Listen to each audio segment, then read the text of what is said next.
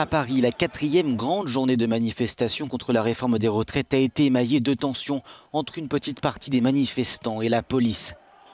Une ambiance tendue. Les tirs de gaz lacrymogène des forces de l'ordre ont fusé. La préfecture de police a fait état de 16 blessés parmi les forces de l'ordre, 20 chez les manifestants, tandis que 27 personnes ont été interpellées. Dans le reste du cortège, les manifestants sont déterminés à ne pas plier face à un projet de réforme qu'ils jugent néfaste. Salariés du privé ou du public, on est là pour faire reculer le gouvernement sur ces projets de loi iniques qui consistent à réduire les droits des travailleurs. Les syndicats contestataires ont d'ores et déjà appelé à de nouvelles actions la semaine prochaine, les 14, 15 et 16 janvier.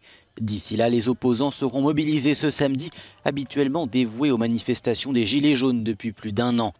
Des Gilets jaunes qui se sont également joints au cortège. C'est très grave, 35 jours de grève, aucune réponse du gouvernement.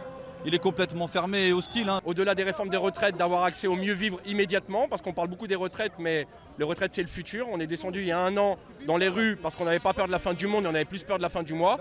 Le contexte est toujours le même, voire même pire. Donc à défaut de se battre pour une fin de vie, essayons de nous battre pour que les gens puissent vivre bien aujourd'hui, tout de suite maintenant, que les travailleurs soient reconnus et payés en fonction de leur travail.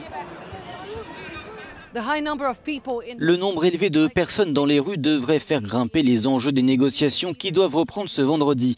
Nombreux sont ceux qui espèrent que ce nouveau cycle de discussion pourra permettre de sortir de cette crise qui a déjà coûté à la France et aux Français des millions d'euros. Annelise Borges in Paris for Euronews.